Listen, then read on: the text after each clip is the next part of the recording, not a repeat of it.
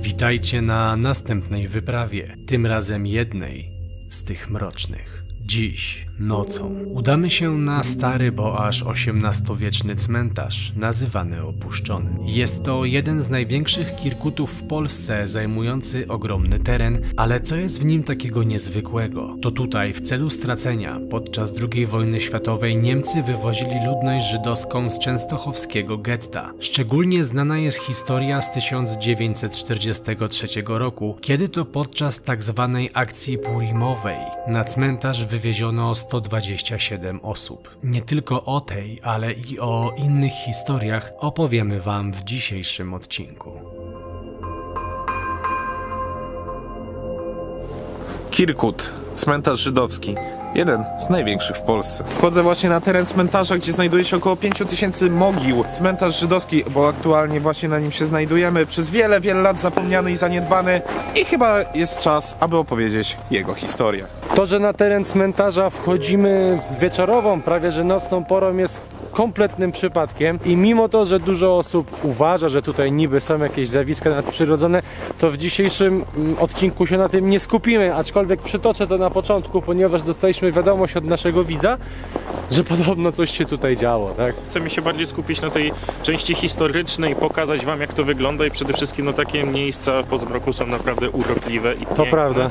Więc no, jest tu dużo historii, no i przede wszystkim dlatego chcemy wam go pokazać. No i też co najważniejsze, mamy 8,5 hektara cmentarza. Za chwilę zagłębimy się bardziej w naszej przygodzie, ale jakiś czas temu pokazywaliśmy wam super narzędzie do prowadzenia biznesu, czyli Odoo, które jest także partnerem dzisiejszego odcinka. Dzięki Odoo bardzo łatwo możecie założyć stronę internetową, sklep e-commerce, czy skorzystać z wielu aplikacji do prowadzenia biznesu, które są intuicyjnie połączone razem. Takich patentów jest tutaj bardzo wiele, ale jak to wszystko działa? Odoo to m.in. przyjazny dla użytkownika kreator stron, dzięki któremu możecie stworzyć stronę internetową o twoim hobby lub biznesie w szybki i darmowy sposób. Jeśli jesteś przedsiębiorcą, platforma Odoo pomoże ci również zadbać o wystawienie faktur, księgowość, marketing, planowanie i inne obszary, które są istotne w rozwoju biznesu. To wszystko w ramach jednego systemu w chmurze, a więc bez potrzeby instalacji jakiegokolwiek oprogramowania. Odoo idzie z duchem czasu i wprowadziło nowe możliwości, takie jak zintegrowana sztuczna inteligencja, dzięki czemu strona będzie automatycznie generowana przez AI na podstawie wybranego tematu, a obrazy na stronie będą odpowiadać temu motywowi. ChatGPT zintegrowany z kreatorem, co pomoże w generowaniu odpowiedniej treści, czy usprawnienia techniczne pozwalające na modyfikowanie i dostosowanie szablonu strony pod własne preferencje. Być może wasze hobby przerodzi się w biznes. Zachęcamy więc do realizowania własnych marzeń, w czym pomaga Odoo. Link znajdziecie w opisie, a my wracamy do naszej wyprawy. Dzisiejszy cmentarz, na którym jesteśmy, znajduje się w Częstochowie i zajmuje obszar 8,5 tysiąca metrów kwadratowych. Natomiast przechadzając się tutaj pomiędzy tymi bardzo klimatycznymi alejkami, chciałbym przytoczyć jeszcze taką jedną historię. W okolicach 2006-2007 roku była tutaj akcja, że no, przyszli jacyś niezidentyfikowani sprawcy i poniszczyli te wszystkie nagrobki. Można też znaleźć artykuły, że podobno tutaj są jakieś akty antysemickie albo wręcz satanistyczne. Ile w tym jest prawdy, nie wiem, zobaczymy w trakcie. Natomiast nie mogę zaprzeczyć temu, że mimo wszystko, że jest to nekropolia, jest to naprawdę bardzo takie klimatyczne miejsce. To jest parę mogił bardzo znaczących w ogóle Żydów przedwojennych, więc możliwe, że to jest tak, że to są jakieś drogowskazy, nie? Syjon Szafti Cadyk. Czyli może to jest rzeczywiście do tego i...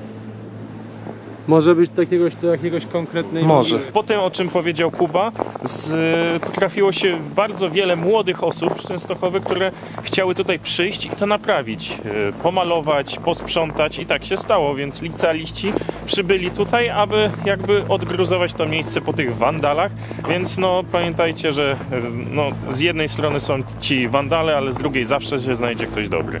Włączę lampę.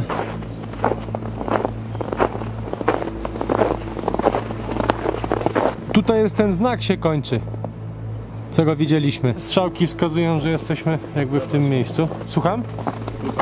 Tutaj ludzie zostawiają te tea-lighty i to jest albo jakaś kaplica, albo ktoś tutaj po prostu leży. Chyba że Łukasz zobaczysz telefonem, co tu jest napisane. Tak, zobacz tłumaczenie, no.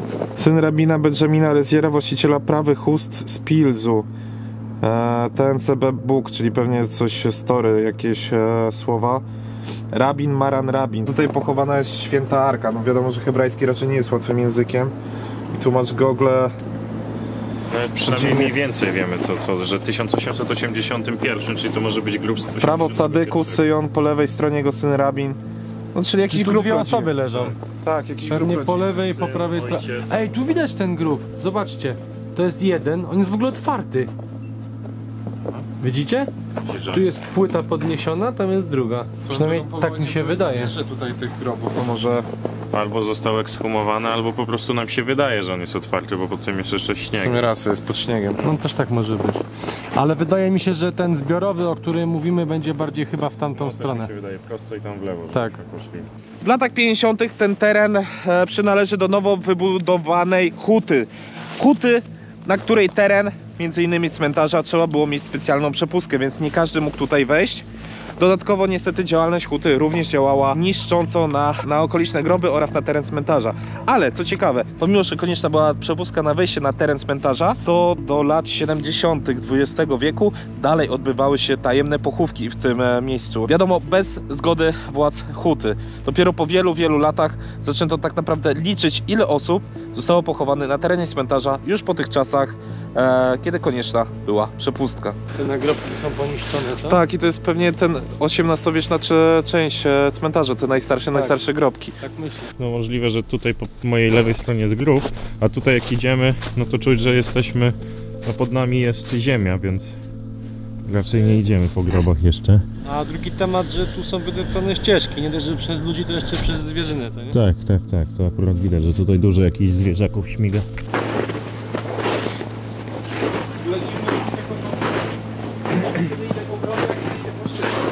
Są takie widzieliście?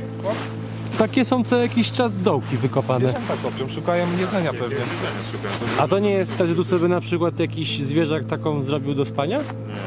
Tak po środku. Że szukają? To sądzę, że jakieś żarcie szukają Jest to zwierzak by się zakopał w drzew, bezpiecznym czy miejscu, a czegokolwiek. nie na środku. No tak, to jest racja. Dobra, szukamy tego masowego grobu, tak? W ogóle tak teraz stanęliśmy na środku i zobaczcie, że wszędzie dookoła są tylko ślady zwierząt. No Nie ma ludzi. Główna ulica jest wydeptana, ale to Tak. chyba jako skrót z ulicy na ulicę, nie traktowana jako grup. Że nikt tutaj nie przychodził dawno, odkąd spadł śnieg. No. Może tylko jak są święta żydowskie, to ktoś tu przyjeżdża. Bo zobacz, przy masowym grobie, i to też jest takie symboliczne, jest tylko jeden znicz. Zbiorowa mogiła. Tak. W tym właśnie miejscu 21 lipca 1943 roku Niemcy i Ukraińcy rozstrzelali ponad 200 Żydów częstochowian. Upływający czas zachował w swojej pamięci jedynie te osoby. Spójrzcie, myśleliśmy, że to jest ten masowy grób, ale jednak patrząc się po napisach, które głoszą: cześć poległym w bunkrze żydowskiej organizacji bojowej. 23 lipca 1943. Akurat powstanie w getcie. No, Zbiorowa mogiła wojenna poległych w dniu 26 lipca 1943 roku członków żydowskiej organizacji bojowej w bunkrze na terenie getta częstochowieckiego. Czyli pewnie jak było powstanie w getcie w Częstochowie, było parę no osób, konspiracja jakaś ewentualnie, które, tak, która były tam w bunkrze, no tworzyła i się. tam polegli, co No. nie? I to właśnie jest ich tutaj mogiła. Nie bez powodu przyszliśmy do tych torów, a ponieważ one wiążą się również bezpośrednio z historią cmentarza, który znajduje się za moimi plecami. A mianowicie to właśnie tymi torami zwożono ludzi, którzy następnie w 1943 roku zostali zamordowani już na cmentarzu. Byli oni przywożeni z małego getta, dokładnie z Placu Warszawskiego. Zrobiono tam spęty wszystkich ludzi i około 120 osób zostało tutaj dowiezionych. To właśnie tutaj doprowadzono prawie 200 Żydów i następnie zostali bestialsko zamordowani przez Niemców i Ukraińców. To właśnie w tym miejscu później powstał zbiorowy grób, w którym wszyscy zostali pochowani. 43 rok, Częstochowa, było getto częstochowskie i małe getto częstochowskie. Ludzie mieszkający w małym getcie głównie pracowali w przemyśle zbrojeniowym. Dzień po stłumieniu powstania w getcie Niemcy wszystkich ściągnęli na główny plac. Następnie część ludzi od razu na miejscu rozstrzelano, a pozostałych wywieziono właśnie tutaj. Osób, które poległy, było paręset. Już za mną znajduje się mogiła, o której wcześniej mówiłem, gdzie mniej więcej tutaj zostało zabitych 200 osób, a było ich dużo więcej. Warto jeszcze powiedzieć o partyzantach, którzy działali na tym terenie i którzy również na przykład zostali przez Niemców. Było to 6 ludzi, którzy walczyli o wolność i o to, żeby Polska również była wolna. Teren jest naprawdę ogromny, a chcielibyśmy zobaczyć jak najwięcej. No niestety zdarzyło się tak, że trafiliśmy tutaj wieczorem, nocą. To co, rozdzielamy się, co? Zróbmy tak. Dobra. Kto idzie w lewo, kto idzie prosto i kto idzie w prawo. Ja mogę iść tam. To ja pójdę tam. No i dobrze. No dobra, i gdzie się widzimy? Przed bramą główną? Przy wejściu, co nie? No. Do cmentarza. Dobra, tak zróbmy. 3 razy padało mi GoPro, może teraz zaskoczę. Swoją drogą właśnie jako miejsce pamięci tutaj jest przynajmniej część grobów dbana. Zobaczcie, ten mur jest nowy, dofinansowany ze środków budżetu państwa. Tam wcześniej patrzyliśmy po tych grobach właśnie, że po tych tabliczkach napisanych po hebrajsku. Okazało się, że część rodzin pochodzących z Nowego Jorku, z rodzin żydowskich, również finansuje te miejsce i stara się zadbać przynajmniej o pamięć właśnie tych grobów. I właśnie jako miejsce pamięci. Wiadomo, że miejsce ewidentnie związane z tą tragiczną historią drugowojenną. W ogóle też przypomniała mi się taka historia, jak byłem na terenie byłego niemieckiego obozu koncentracyjnego w Krakowie, Płaszów. To tam na potrzeby kręcenia filmu bodajże Lista Schindlera chyba wykorzystano właśnie repliki macew, pokazując w ten sposób, że Niemcy używali żydowskich nagrobków jako po prostu podkłady do ulic. Wykładali je na ziemi. No, to jest jakiś kamień, beton, no, to jest to dość bardzo wytrzymałe. Zakładam, że ten tutaj może stać odkąd powstał ten cmentarz. I właśnie tam było widać jeszcze je na ziemi, tak? Czasami jak się gdzieś tam zerwie nowe nawierzchnie, które są budowane, to można właśnie odkryć takie rzeczy, tak jak odkrywają po prostu jakąś tam starą kostkę. Więc no bestialstwo jakby no po prostu w czystej postaci, tak? Doszedłem do muru, ale jeszcze nie jestem pewny. Nie wiem, czy to widzicie. Spójrzcie, tu te nagrobki tak wyglądają. Już jest niestety bardzo dużo takich, które praktycznie są zniszczone, ale zobaczcie na przykład na to. Jakie to jest piękne, jak ta natura potrafi odebrać swoje. Jest grób, z którego wyrosło naprawdę pokaźne drzewo, które rośnie tutaj dziesiątki lat już na pewno. A mówiąc o samej genezie migracji populacji żydowskiej do Polski, no to sięga ona już nawet czasów Kazimierza Wielkiego, dzięki któremu po prostu Żydzi mieli tutaj naprawdę dobrze. To były czasy, kiedy Polska była jednym z bardziej tolerancyjnych krajów w Europie. Wiem, że ciężko w to uwierzyć, ale tak naprawdę działo się tak mniej więcej do rozbiorów Polski, a później, no to wiadomo, panowanie cara, no i prześladowania właśnie Żydów. No i kolejna sprawa, upadek Królestwa Polsko-Litewskiego też się przyczynił do tego, że było coraz gorzej tutaj, no i nie tylko właśnie populacja żydowska miała coraz gorzej, no ale sami Polacy również mieli coraz gorzej wtedy. Jako sam cmentarz sam w sobie to jest takie trochę kwestie przemijania, bo chodzi mi o tak stricte ludzkie rzeczy, nie, że nieważne kto jest pochowany w tym miejscu, jakby nie patrzeć, są miejsca pamięci ludzi, którzy tutaj żyli, odeszli i zostały po nich właśnie te płyty nagrobne i zobaczcie, po upływie kilkudziesięciu, w niektórych przypadkach kilkuset lat zostaje tak naprawdę zdewastowany las, więc to tak naprawdę też daje trochę do myślenia, że to wszystko bardzo szybko przemija, więc warto być po prostu dobrym człowiekiem i starać się przeżyć to swoje życie jak najlepiej, jak jest to tylko możliwe, bo ten czas na ziemi jest naprawdę bardzo, ale to bardzo krótki. To białe to może być płyta, która po prostu zapadła się i tworzy to wrażenie, jakby on był rzeczywiście sprofanowany albo doszło do ekshumacji, w co raczej wątpię. Obok widzę jakieś napisy. Szlama Szarf 1929, czyli w 29 roku został pochowany, czyli 10 lat przed wojną.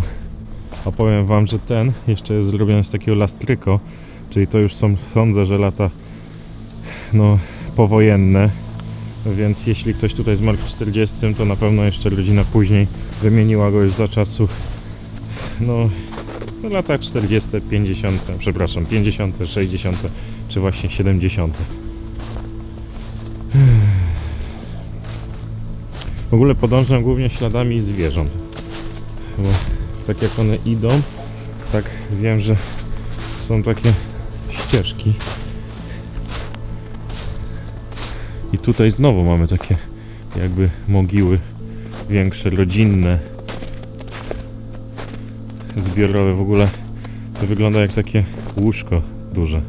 No i można powiedzieć, że jest to taka metafora, akurat mi zgasła lampa. Tak wykręciłem kamerę na maksa i się może przycinać, ale to dlatego, żebyście zobaczyli, jak tutaj jest gęsto i tutaj jest naprawdę bardzo, bardzo ciemno. Nawet do tego stopnia, że ja mam na maksa lampę i niewiele widzę okiem, ale te drzewa czubkami ocierają się o siebie, powodując takie skrzypienie, które jeszcze tutaj potęguje klimat. Jako miejsce pamięci jest takie ogólnodostępne, co ma swoje plusy, no i oczywiście minusy, tak jak plusy do tej historii z 2007 roku, kiedy ludzie tutaj przyszli i zdemolowali bardzo wiele płyt nagrobnych właśnie na tym cmentarzu, ale te historie słyszeliście już wcześniej. Nowy grób, na którym jeszcze się elektryczna lampka pali, czyli ktoś niedawno musiał tutaj być, a tutaj jest, jeszcze chcę to odgarnąć, bo są polskie napisy. Ale jeden z niewielu takich nagrobków, który jest w dobrym stanie, no ale dlatego, bo też zobaczcie, że obok jest też grób w bardzo dobrym stanie. No tak, to nowa płyta jest taka marmurowa. No i jeszcze świeci się lampeczka. Rzeczywiście, to jest znicz taki elektryczny. Może jeden z tych Patrz, tam jest następny. Znicz? Nie, taki sam grób, chyba też nowy. Te duże, tam? Tak, ta duża płyta, no. To jest już taki starszy, bo ten to widać, że to nie jest lastryka, a tam to chyba jest jeszcze lastryka. Swoją drogą, a propos historii związanej z Żydami, jakby nie patrzeć, Żydzi mieszkali w Polsce przez praktycznie cały okres istnienia państwa polskiego, więc niezależnie co byście chcieli powiedzieć, czy dobrze, czy źle, w jakikolwiek sposób, nie da się zaprzeczyć, że Żydzi mieli duży wpływ na historię, na kształt państwa polskiego przez praktycznie całą tą polską naszą historię. No, apeluję o spokój w komentarzach, bo po prostu z racji tego, że też staramy się uszanować to miejsce, że to jest cmentarz, to tak samo postarajcie się uszanować to w komentarzach.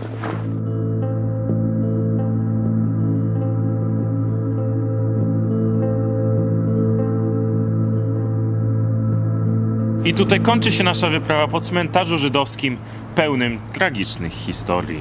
Ten cmentarz aktualnie jest miejscem pamięci i tak samo jako takie miejsce pamięci traktujemy ten odcinek. I pamiętajcie, że takich miejsc w Polsce jest naprawdę bardzo dużo. I nie mówię tutaj o cmentarzach, tylko po prostu o miejscach, które były świadkami historii II wojny światowej. Dziękujemy wam za dzisiaj. Pamiętajcie o historii też, ale i o subskrypcji. No i co? Do zobaczenia na następnej wyprawie.